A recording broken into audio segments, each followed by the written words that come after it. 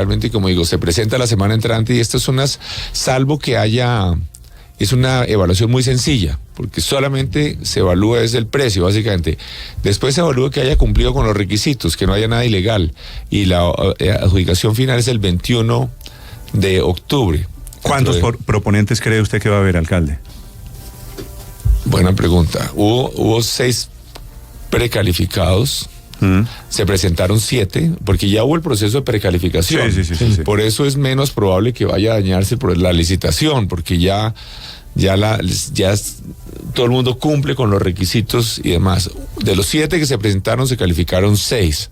De los 6 que hay por lo menos 1 que ha expresado que no se va a presentar. Entonces, yo diría que 3 o 4 se van a presentar. Si se adjudica la licitación del metro, ¿el próximo alcalde no podría tumbarla de alguna forma? ¿Quedaría ya en firme? No, es que además es bueno recordar que es como aquí con muchas discusiones que se han hecho muy folclóricas de campaña, de que es que el metro elevado y el metro subterráneo, un montón de cosas que realmente son bastante tropicales, porque obviamente un proyecto de $4.000 millones, aquí no somos tan folclóricos de que un alcalde es el que decide si el metro se hace de una manera u otra, ¿no? Ni el metro que se iba a hacer, ni los diseños del metro subterráneo se hicieron porque al señor Petro le gustara que era subterráneo, ni estos elevados se hacen porque a mí me guste que sea elevado. Son los estudios los que definen cómo se hace. Y es bueno recordar también que el gobierno nacional es socio en 70% del proyecto. Entonces no es que un alcalde pueda llegar a hacer lo que se le ocurra, porque el socio mayoritario es el gobierno nacional. Alcalde, muchos de los casos que usted nos ha comentado, los jueces han paralizado muchas de las obras. ¿Qué es lo que ha pasado y cuáles cree que definitivamente no se van a poder hacer por cuenta de que los jueces las han detenido? Bueno, hay cosas que no se pudieron hacer porque, por ejemplo, un juez paró el proceso de venta de la empresa de teléfonos. Pero yo sigo con la ilusión de que, por ejemplo, el proceso del Transmilenio Séptima, que es crítico porque hay 2 obras en particular que son críticas, que es el Transmilenio Séptima y el Parque de San Rafael y el cable a San Rafael, que están listos con diseños, con recursos. El Transmilenio Séptima está a 3 días de adjudicación, es decir, es un proyecto de 2,3 billones de pesos. Es bueno señalar que no existe ninguna alternativa distinta al Transmilenio en la Séptima, no existe ninguna otra cosa que se pueda hacer ahí y la Séptima se va a bloquear por completa. Hoy se demora alguien de Usaquén a la 94, se demora más en carro que caminando, no trotando, caminando. La Séptima se va a bloquear por completo. En los próximos 10 años va a haber entre 100 y 150.000 viviendas más de la 127 hacia el norte.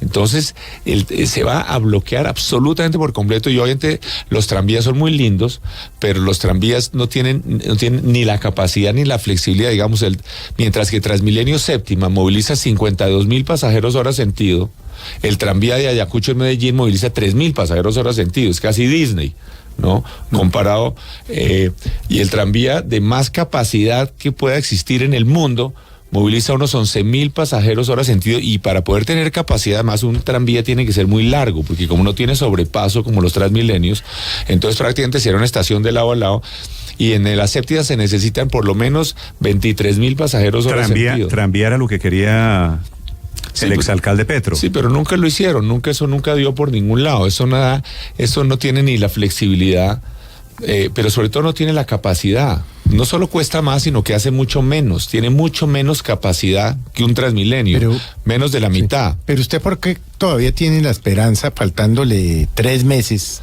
y medio, de sacar adelante la Séptima? Bueno, yo personalmente pienso que todavía los jueces pueden tomar una decisión que abra el paso a destrabarse, y como digo, está a 3 días de licitación. Yo creo que es crítico. Es que es un proyecto, por ejemplo, sin Transmilenio Séptima no se puede ampliar la Séptima al norte, porque hoy la Séptima llega en 6 carriles hasta la 183. Con Transmilenio Séptima se amplía de la 183 a la 200, y también estamos avanzando ya en una APP que coge desde el peaje a empatar con la 200. Entonces, si no hay Transmilenio séptima, pues tampoco hay ampliación de la vía al peaje, entonces la séptima se quedó en 2 carriles, ¿no? Pero que no haya Transmilenio no quiere decir que no pueda haber mejoras de la séptima más allá de la 200. Bueno, pero pues tendría Es decir, que haber son- otro esquema completamente distinto, volver a comenzar a ver cómo lo financian, totalmente distinto. Pero la ¿no? APP no tiene por qué estar amarrada si hay o no Sí Transmilenio. está por la amarrada séptima. porque si llega al carril, hoy la APP llega a la 200, donde empata con los 6 carriles de Transmilenio séptima. Si llega a una vía de 2 carriles, pues entonces obviamente no la van a hacer, porque el privado no va a hacer una inversión para meter varios carriles a llegar a solo 2. Entonces, pues ese proyecto que está se muere por completo. La APP que hay hoy, que está diseñada para que empate la APP con el Transmilenio. Hoy pero no solo eso, es que es la gente, por eso digo, de la 127 al norte va a haber más de 100.000 viviendas. Ya en este momento solamente hay proyectos como con 40.000 viviendas alrededor de la 170, ¿no? Solo. Entonces, la séptima, pues no digo va a bloquearse, ya está bloqueada por completo. Entonces, yo creo que ese es un proyecto crítico. Ni siquiera el candidato más delirante ha propuesto que es posible hacer un metro subterráneo en la séptima. ¿Quién es el candidato más No delirante? sé, pero digamos, no sé cuál sería, pero igual nadie ha propuesto que es posible hacer un metro subterráneo en la séptima. Nadie. Y el tranvía claramente no da la capacidad. No existe un tranvía en el mundo que mueva 20.000 pasajeros hora sentido. Eso no existe. Pero, alcalde, la séptima, el proyecto séptima está paralizada por el tema de los jueces, que era lo que le Sí. mencionaba Luz María. Sí. Quiero preguntarle por ese tema de los jueces, porque es cierto que los jueces a usted le han parado muchas obras. Le pregunto, alcalde, ¿usted cree que esas decisiones judiciales contra su alcaldía tienen que ver con su eslogan? De impopulares, Impopulares, pero eficientes. Impopular pero ineficiente. No, yo usted es el no- único Impopular pero eficiente. impopular No, yo no sé, pero eficiente. yo- Usted es el único político que yo conozco en el mundo que se ufana de ser impopular. No, yo lo que creo es que estamos señalando que Si usted hubiera sido no popular, necesariamente hay alcalde, coincidencias. si usted hubiera trabajado su popularidad, seguramente los jueces no le hubieran tumbado tantas cosas. Yo no sé. Yo sigo creyendo que la justicia en última instancia va a tomar las decisiones correctas. En última instancia. El problema es que como nos quedan 3 meses no más, tal vez esa última instancia no es suficientemente rápida. Entonces, por ejemplo, ayer los mismos jueces, la justicia colombiana, felizmente, protegió al metro, impidió que unos señores con intereses políticos pararan el proyecto Metro. Entonces la justicia, creo yo, funciona tarde o temprano, y yo tengo la ilusión también de que la justicia va a destrabar el Transmilenio séptimo, porque es un proyecto crítico y necesario para la ciudad, que además va a generar decenas de miles de empleos, y es crítico para la movilidad de la ciudad. ¿Por qué se escogió Transmilenio séptimo, entre otras, y no otra troncal? Porque hay muchos troncales por hacer, porque es la vía que primero se va a trancar por completo en Bogotá, se va a bloquear totalmente, ¿no? Porque digamos el Transmilenio Boyacá es muy importante y eventualmente moviliza más gente que el Transmilenio séptima, pero la séptima es un factor de urgencia porque va a bloquearse por completo. Alcalde, hábleme un poquito del eslogan impopular pero eficiente. Ese se lo inventó usted, ¿no? No, el equipo nuestro, nuestra directora de comunicación, María Elena Romero, con un equipo de gente interna, pero no fue ninguna agencia de publicidad ni nada. Yo creo que fue producto del desespero. Pero Del desespero y terminaron. no, pero lo que es Pero cierto. ¿por qué? A ver. Me dio más que los 3 alcaldes anteriores. Es que las obras están ahí. Uno lo ve. ¿Por qué es usted tan impopular? Pues no sé, tal vez tenemos una manera. Nosotros escogemos proyectos que son difíciles, digamos. Algo que es cierto, a mí, a diferencia de la mayoría de la gente que llega a la alcaldía porque es un cargo más en una carrera política, ¿no? Entonces hacen lo que sea conveniente. Digamos, es bueno, por ejemplo, el Transmilenio Séptima. No es de burro que nosotros hicimos de repente nos dimos cuenta que eso iba a tener conflictos. No, eso se tenía absolutamente claro que eso iba a implicar conflictos grandes porque atravesaba unos sectores de ingresos altos y demás. Entonces iba a haber conflictos con una gente poderosa. Yo no inventé el Transmilenio Séptima. Eso estaba, por ejemplo, desde el POT que hizo Mocus. Posteriormente el que lo diseñó fue Lucho Garzón. Pero Lucho Garzón, obviamente políticamente sabio, es que el Transmilenio Séptimo no es Transmilenio Séptimo, es el Transmilenio 17ª. Es solo uno. Y Lucho Garzón, muy inteligente o muy hábilmente, decidió hacer solamente la parte de la 10ª y la 26. Contrató la parte de la 10ª y 26 y dejó el de la 7ª para otro que se metiera en ese lío después. Y Samuel Moreno, que era todavía más, ese sí que era hábil, dijo: no voy a meterme aquí a pelear con nadie. Entonces canceló el proyecto Transmilenio Séptima, ¿no? Entonces, pero yo sí que tengo conciencia de lo crítico que es entonces decía, aunque eso iba a implicar unos conflictos muy grandes, entonces hacer Transmilenio Séptima. Otro proyecto, por ejemplo, que se volvió famoso, que es casi un chiste que se ha vuelto famoso, es el Parque del Japón, ¿no? Yo trabajaba en una oficina que daba al Parque del Japón, y ese es un parque que además para mí es el ejemplo de lo que pasa con los parques del norte de Bogotá, y es casi que es una pelea, digamos, que tengo que decir casi que a propósito, porque es muy simbólica, porque el criterio de diseño de los parques del norte de Bogotá ha sido llenarlos de árboles para que no haya ninguna posibilidad de que un obrero pueda ir a jugar fútbol allá a la hora del almuerzo, ¿no? A veces incluso les botan volquetadas de tierra para que haya unos turupes y nadie pueda ir. Entonces, generalmente, y así nadie los usa, y como en Bogotá, con el clima de Bogotá, si están muy cubiertos de árboles, son fríos, oscuros, peligrosos. Entonces, obviamente yo tenía claro que ese parque iba a implicar una pelea grande con gente poderosa. Desde antemano a mí me han enviado cartas algunos poderosos, experiodistas supuestamente medio de izquierda, ¿no? Que decían que qué horror hacer ese parque.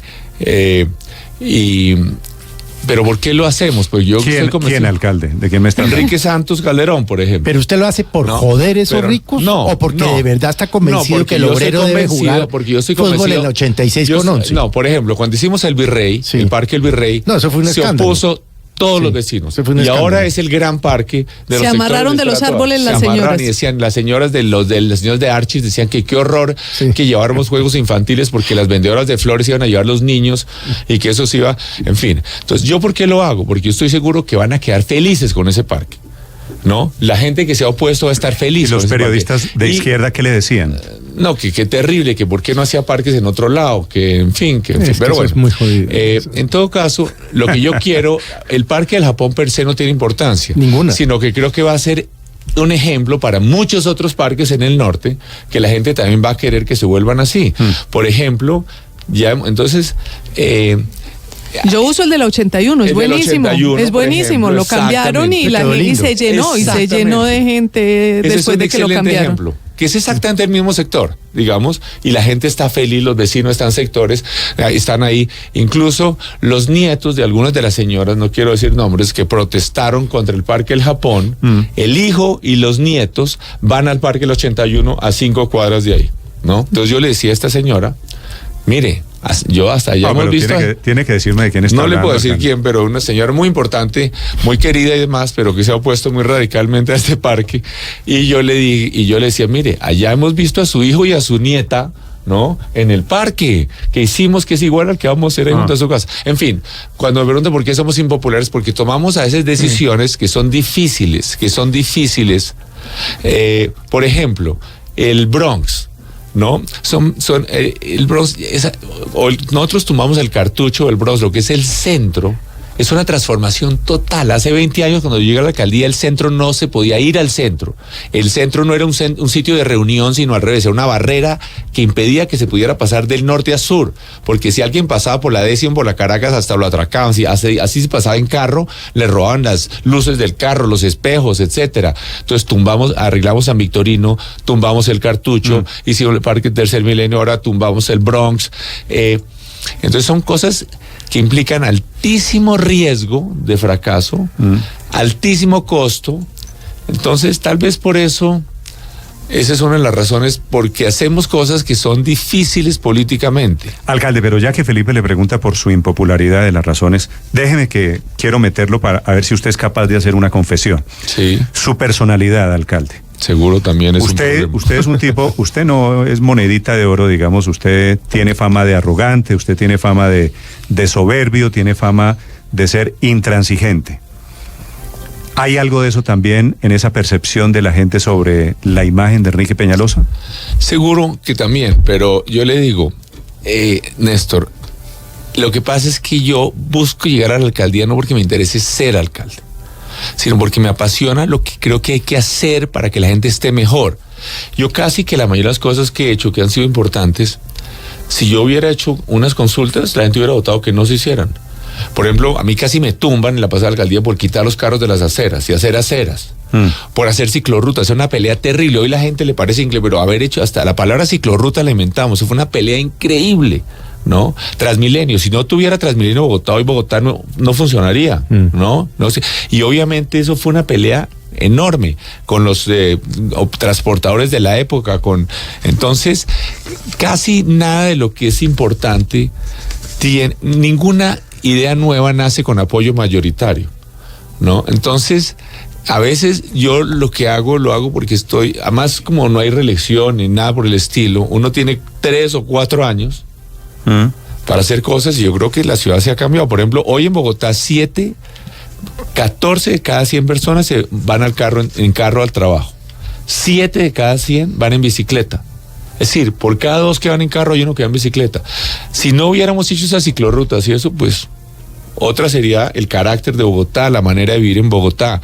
Transmilenio, además yo no tengo ninguna duda que cuando pasen las emociones de las campañas y demás, van a darse cuenta los ciudadanos, además que cada vez Transmilenio será más sofisticado, los buses muy pronto serán sin conductor, serán todos eléctricos, en fin, y se darán cuenta que Transmilenio no es la mejor solución para la movilidad de una ciudad como Bogotá. Es la única solución. Usted habla de que no hay reelección. La verdad es que sí hay reelección. No es inmediata, pero usted podría volver a intentar en 4 años, de pronto para inaugurar el metro, volver a ser alcalde de Bogotá. ¿Lo ha pensado? No. Yo creo que felizmente aquí hay una serie de líderes jóvenes muy buenos. O sea, ¿podemos estar seguros que no vuelve a haber Peñalosa candidato a la alcaldía? No vuelve a haber Peñalosa candidato a la alcaldía, pero... Y si no está pensando en política, alcalde, ¿por qué le ha metido la cantidad de plata que dice Germán Vargas, le ha metido usted a publicidad para mejorar su imagen? Vargas dice que usted le ha metido más de 230.000 millones de pesos. Le hemos metido menos que la alcaldía Petro y mucho menos por peso invertido. Es una obligación de los gobernantes, porque a mí sí me interesa que el proyecto de ciudad que nosotros Pero mucho más que el gobierno nacional. No, muchísimo menos que el gobierno nacional. Pero yo no tengo las cifras con el gobierno nacional. Lo que sí tengo claro, contabilizado, es que es mucho menos que la alcaldía Petro. Las cifras que ha dado Germán Vargas son ciertas, seguramente. Su ex amigo son ciertas. Pero es que Bogotá tiene un presupuesto de 24, 25, es decir, con empresas son 30 billones de pesos al año. 30 billones de pesos al año. ¿No? Nosotros una obligación de comunicar qué es lo que se hace. Y nosotros sí estamos, es decir, nosotros no estamos haciendo obras. Lo que estamos haciendo es un modelo, una manera de vivir.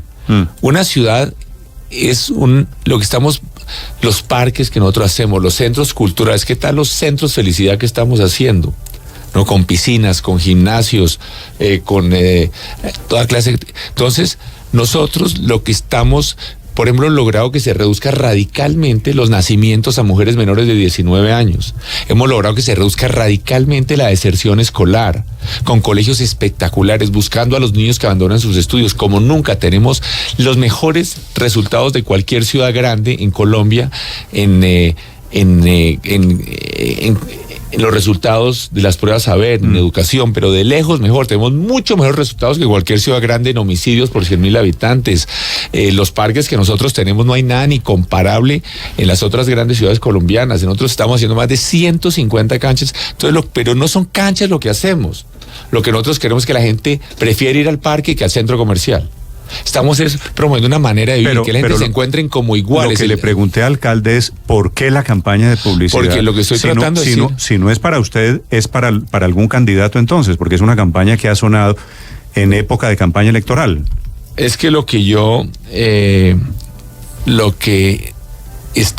estoy tratando de decir es que estamos promoviendo un modelo de ciudad,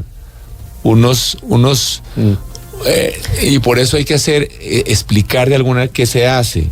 Por ejemplo, alcalde, el caso del embarazo adolescente, que es un logro importante de esta administración, ¿tiene que ver con publicidad, por ejemplo? Es decir... es que yo creo que todo tiene que ver con... La reducción entiendo que es de, no sé de cuánto, pero... De 36%, impresionante, en 3 años. Sí. Yo lo que sí creo es que si las jóvenes van a los parques, si hacen actividades culturales, si se movilizan en bicicletas, yo creo que eso todo va sumando, y también obviamente eso implica parte de las campañas en comunicaciones, también parte de los gastos en comunicaciones están las campañas que tiene esa campaña de Sexperto, por ejemplo, el proyecto de Sexperto y otro, eso también está incluido en los recursos. O sea, estamos hablando de 200 y pico mil millones en 4 años. No es que sean eso al año. Entonces, yo más aún, a veces a mí me regañan porque no comunico, porque no decimos qué hacemos, y también porque lo decimos. Entonces, pero, por ejemplo, hay cosas importantísimas que estamos haciendo. Yo le aseguro que los ciudadanos que nos están oyendo, un porcentaje muy alto, por ejemplo, no conoce que estamos haciendo, por ejemplo, parques lineales a lo largo de los ríos de Bogotá espectaculares, por el río Tunjuelo, en el río Fucha, pero un proyecto, digamos, el parque lineal del río Fucha cuesta lo mismo que el Transmicable.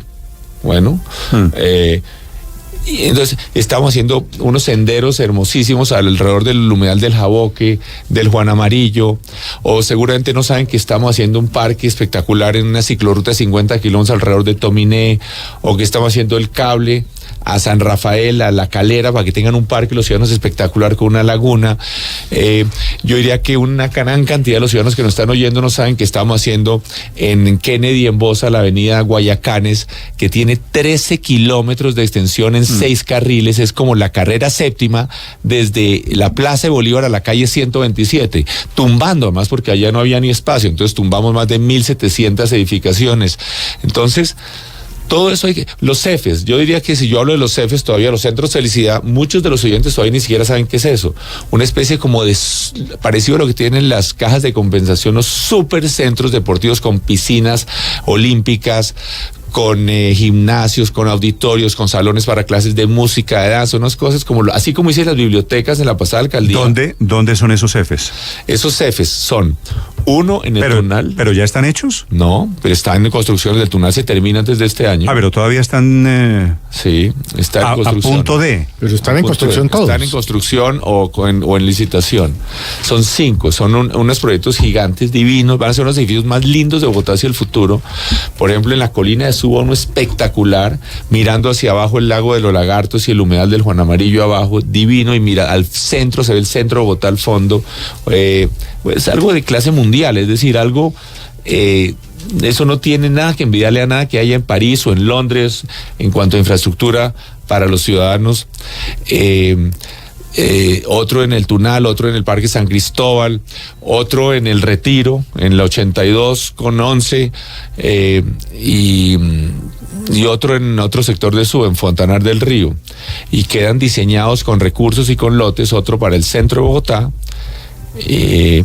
y otro para el occidente de Kennedy. Pero, por ejemplo, en el centro, lo que es el Bronx Distrito Creativo, que va a ser otros edificios más bellos de Colombia, donde compramos el batallón de reclutamiento. Y esto, y otras cosas que no se anunciaron. Por ejemplo, Lagos de Torca. Ayer firmé el decreto del primer plan parcial de Lagos de Torca. Lagos de Torca es un proyecto al norte, va a ser el mejor urbanismo de América. Son 130,000 viviendas. Eso es una Manizales, lo que estamos haciendo ahí. Pero la gente que va a ir los ciudadanos no tienen que irse a vivir lejos a los municipios donde tienen problemas digamos, en los municipios alrededor de Bogotá, que ha crecido muchísimo la ciudad en los últimos 30 años, ¿no? No se ha hecho en los últimos 30 años un parque de 5 hectáreas. No se ha hecho un parque de 5 hectáreas. Ni en Cota, ni en Chía, ni en Cajicá, ni en Zipaquirá, ni en Funza, ni en Mosquera. No se ha hecho un parque de 5 hectáreas. El proyecto de Lagos de Torca ya entregó un parque de 150 hectáreas. Un parque de 150, es decir, más grande que el Simón Bolívar, ¿no?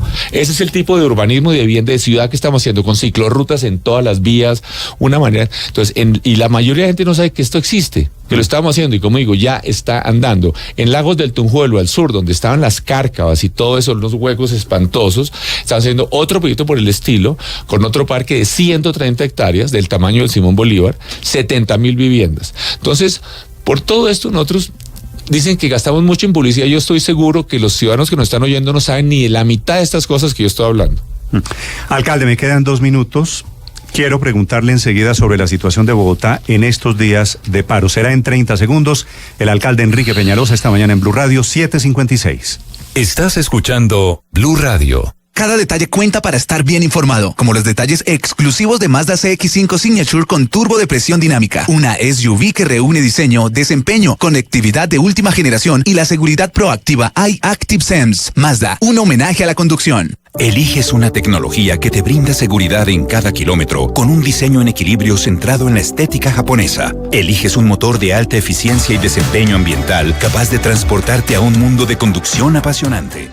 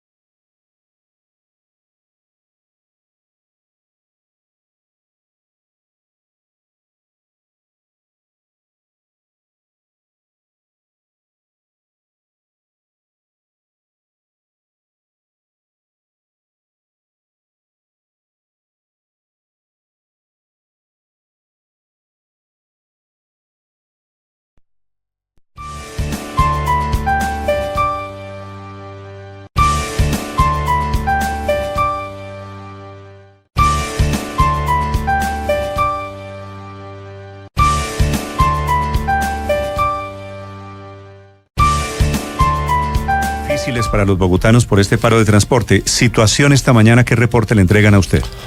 Bueno, realmente el problema ha sido principalmente los municipios alrededor de Bogotá. En Bogotá el Transmilenio funcionó perfecto, y el SIP también, el Transmicable también. Los buses del SIP provisional, algunos no han funcionado. Desafortunadamente ha habido vandalismo, han dañado buses. Todo eso finalmente lo son los ciudadanos a través de los impuestos, no de los seguros y demás. Todo eso termina siendo pagado por los ciudadanos, o sea que ellos, no sé a quién creen que le hacen daño. Pero es decir, pero no ha sido solo aledaños, no solo municipios aledaños. Su secretario de Movilidad informa desde anoche que hay 150 vehículos aquí atacados, vandalizados. No, por eso digo que aquí ha habido vandalismo, pero el servicio se ha prestado permanentemente y hemos capturado algunos de los vándalos.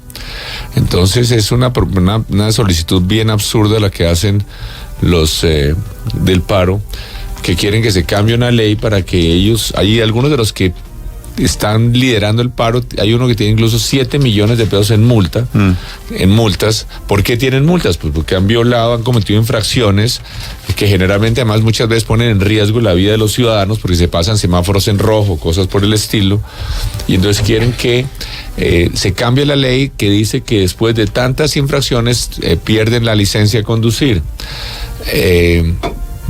Pero aprovecho esto para mencionar, por ejemplo, lo que nosotros hicimos con los buses Transmilenio.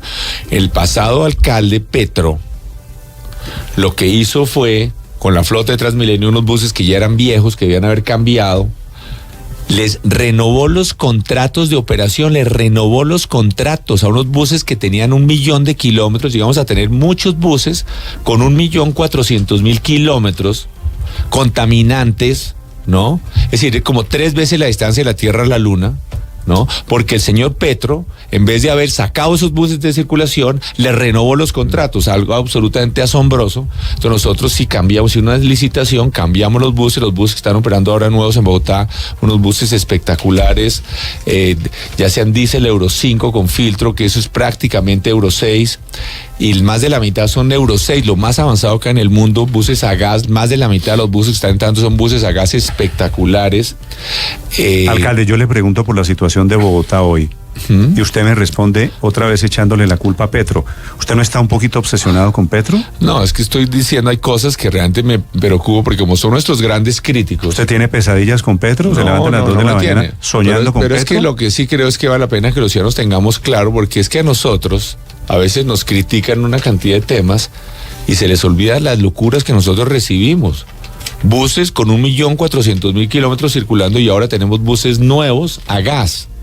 Espectaculares. Eso es lo que está. Además pusimos las sillas a los lados en los buses para que hubiera más espacio en el corredor y para que hubiera más seguridad. Las mujeres, por ejemplo, cuando tienen la espalda contra la ventana, pues no puede haber ningún acosador ahí, ningún degenerado que las moleste. Y además, cuando los ciudadanos están sentados contra los lados, están mirando a los que van de pie en el centro, lo que hace que haya más seguridad también. Es más difícil para un carterista o algo actuar cuando están mirándolo desde ambos lados del bus. Entonces, yo creo que ese es avance, una ciudad que está avanzando. Ahorita vamos a reabrir la licitación para traer más de 500 buses eléctricos. Va a ser la flota más grande que hay en América Latina. Ahora sí eléctricos full. Sí, pero es que lo que pasa es que para los buses grandes, para los buses articulados y biarticulados, esos buses no había buses eléctricos disponibles y nosotros tenemos que hacer una licitación. Nosotros le dimos una cantidad de puntos para que ganaran los buses Euro 6. Los buses Euro 6 son los más limpios, que son o a gas o eléctricos, porque solo había una compañía. Haber dicho que tenían que ser eléctricos era darle a dedo un contrato de $600 millones. ¿A qué compañía? A una compañía que se llama BID. No, China. Una compañía china, que incluso los buses que compró una ciudad en Albuquerque, en Estados Unidos, los devolvieron todos porque no habían cumplido con los requisitos. Se declaró desierta esa licitación la semana pasada. Sí, pero se va a reabrir ahorita con una licitación abreviada y esperamos que en un par de meses. ¿Sí hay proponentes? Sí, pero es que precisamente no había, por eso se declaró desierta, porque no hubo sino uno y no para todos las zonas que se necesitan. Alcalde, vuelvo al paro. Sí. El señor Hugo Espina, como usted habrá visto, el líder de los taxistas, de un sector de los taxistas. De algunos taxistas. Sí, de algunos. Se suma al paro. Dice que hoy se reúnen en un centro comercial y que se van a sumar al cese de actividades. ¿Cómo va a asumir la alcaldía de Bogotá esta situación? Ahora nos ha tocado, sí, pero no tan directamente como ha ocurrido en Soacha y en otros municipios. Bueno, si el señor Ospina quiere hacer paro y violar las normas, pues obviamente tendrán están en campaña política y demás en estas épocas, y hay muchos que quieren pescar en río revuelto, pero obviamente vamos a garantizar la movilidad de los ciudadanos, como ha estado siendo garantizada en este par de días. Transmilenio ha operado impecablemente, no obstante el vandalismo a unos buses, y los taxistas saben que son nuestros, los protegemos, los apoyamos, nos interesa que estén bien en todo sentido. Yo casi que diría que son nuestros consentidos, y entonces hay algunos que obviamente buscan utilizarlos políticamente, como el señor Ospina, que siempre, no importa que se haga, siempre tiene posiciones radicales y felizmente no tiene mayor liderazgo en el tema. Ayer metieron el ESMAD en la protesta de la 7ª/40 y frente a la Universidad Javeriana, inclusive terminó el ESMAD en el campus de la Universidad Javeriana. ¿Esa fue orden suya? No fue orden mía, pero hubiera podido ser orden mía. Yo respaldo a nuestra policía, que es lo que hizo. Estaban los estudiantes de la Universidad Distrital tirando piedras a la 7ª, estaban haciendo vandalismo, estaban cometiendo actos de violencia, y entonces entraron al campus de la Javeriana y allá entró la policía y pues tenían necesidad de encontrar unos señores que estaban haciendo toda clase de desmanes, ¿no? Y poniendo en riesgo la vida de la gente. Obviamente que fue un error, finalmente se cometió porque dicen que llegó a haber incluso algo de afectación menor, muy menor felizmente, incluso al hospital de la Javeriana, pero... al San Ignacio. Al San Ignacio. Sí, entonces, pero lo que es cierto es que... Digo, no se les iba yendo la mano un poquito ahí con el hospital al lado, con los gases lacrimógenos. Sí, fue posiblemente sí la mano, porque obviamente nunca debía llegar nada de gases lacrimógenos a un hospital. Pero en general nuestra policía es realmente hiperprofesional. Estos señores del ESMAD aguantan que los insulten, que les tiren papas, que les tiren piedras. Muchas veces los hieren y ellos con toda la paciencia se controlan, son muy profesionales. De manera que en general yo respaldo nuestra policía para que pongamos orden y garanticemos el cumplimiento de las leyes y el funcionamiento ordenado de la ciudad. Es el alcalde Enrique Peñalosa, 8 de la mañana, 6 minutos. Alcalde, un gusto tenerlo aquí en la cabina de Blue Radio. Gracias por venir. Muchísimas gracias, Néstor. Creo que es la última entrevista que hacemos en condición de alcalde. Sí, yo creo. Y después sí que menos me invitaron, o sea que es la última. Sí, señor. Suerte, entonces le deseo suerte en el resto de vida, alcalde, si no nos volvemos a ver.